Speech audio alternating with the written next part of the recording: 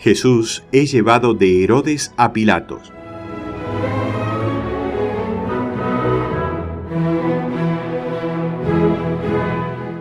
Los enemigos de Jesús que lo habían llevado de Pilatos a Herodes estaban avergonzados de tener que volver al sitio en donde ya había sido declarado inocente.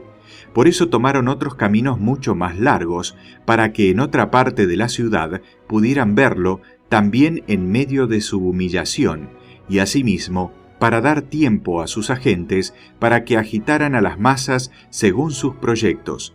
El camino que siguieron esta vez era más duro y más desigual, y en todo el trayecto no cesaron de maltratar a Jesús. La ropa que le habían puesto le dificultaba andar, por lo que se cayó muchas veces en el lodo, y ellos lo levantaron a patadas y dándole golpes en la cabeza. Recibió ultrajes infinitos tanto de parte de los que le conducían, como de la gente que se iba añadiendo por el camino.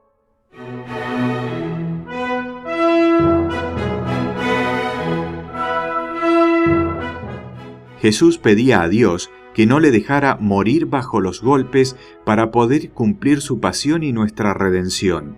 Alrededor de las 8:15, la comitiva llegó al palacio de Pilato.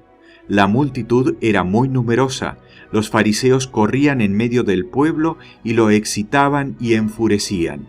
Pilato, acordándose de la sedición de los celadores galileos de la última Pascua, había reunido a 1000 hombres apostados en los alrededores del pretorio, en foro y ante su palacio.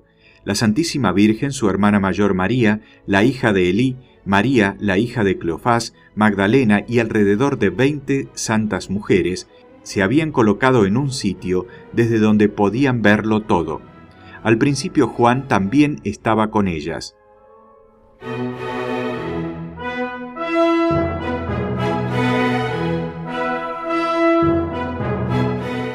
Jesús, cubierto de sus vestiduras de loco, era conducido por los fariseos entre los insultos de la muchedumbre, pues éstos habían conseguido juntar a la chusma más insolente y perversa de toda la ciudad. Un criado enviado por Herodes había ido a decir a Pilatos que su amo le estaba muy reconocido por su deferencia, y que no habiendo hallado en el célebre Galileo más que un pobre loco, lo había ataviado como tal y como tal se lo devolvía.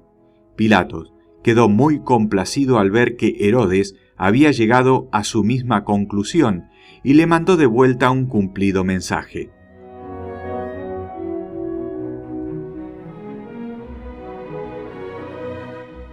Jesús había llegado pues de nuevo a casa de Pilato. Los esbirros lo hicieron subir la escalera con su acostumbrada brutalidad. La túnica se le enredó entre los pies y cayó sobre los escalones de mármol blanco que se tiñeron de sangre de su sagrada cabeza. Los enemigos de Jesús que se habían ido colocando a la entrada de la plaza se rieron de su caída y los esbirros, en lugar de ayudarlo a levantarse, la emprendieron con su inocente víctima. Pilatos estaba reclinado en una especie de diván, con su mesita delante, y estaba rodeado de oficiales y de escribas.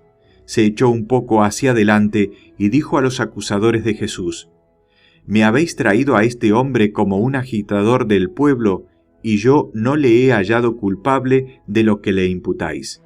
Herodes tampoco encuentra crimen en él, por consiguiente, lo voy a mandar a azotar y a dejarlo libre». Al oír esto, violentos murmullos se elevaron entre los fariseos y más dinero fue repartido entre la chusma. Pilatos recibió con gran desprecio estas agitaciones y respondió con sarcasmo.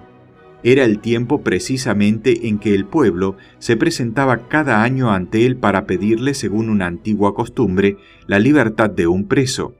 Los fariseos habían enviado a sus agentes para excitar la multitud a no pedir este año la libertad de Jesús, sino su suplicio. Pilatos confiaba en poder librar en cambio a nuestro Señor, por lo que tuvo la idea de dar a escoger entre él y un famoso criminal llamado Barrabás. Era convicto de un asesinato durante una sedición y de otros muchos crímenes, y todo el mundo le aborrecía. Se produjo un considerable revuelo entre la multitud. Un grupo, llevando a su cabeza a sus oradores, gritaban a Pilato: «Haced lo que siempre habéis hecho en esta fiesta». Pilato les dijo: «Es costumbre que liberte a un criminal en la Pascua. ¿A quién queréis que deje libre? ¿A Barrabás o al rey de los judíos, Jesús, que es el ungido del Señor?».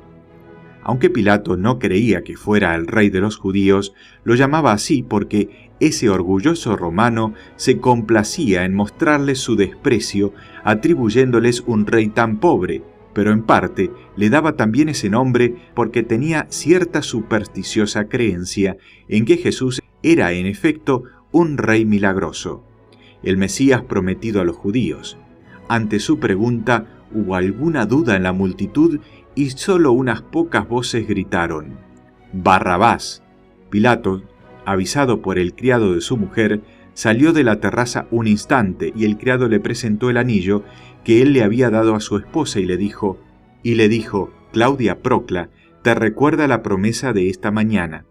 Mientras tanto, los fariseos trabajaban afanosamente para ganarse la gente, lo que no les costaba mucho trabajo.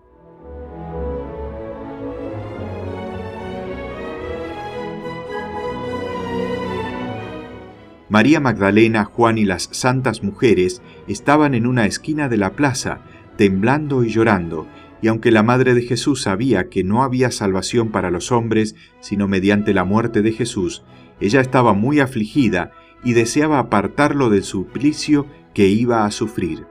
Y cuanto más grande era el amor de esta madre por su Santísimo Hijo, tanto mayores eran los tormentos que ella sufría, viendo lo mucho que él padecía en cuerpo y alma. Tenía alguna esperanza, porque en el pueblo corría la voz de que Pilato quería liberar a Jesús.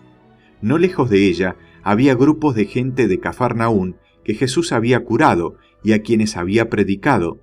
Hacían como si no las conociesen, y si sus miradas se cruzaban, las apartaban rápidamente. Pero María y todos pensaban que éstos, a lo menos, rechazarían a Barrabás y salvarían la vida de su bienhechor y redentor, pero no fue así.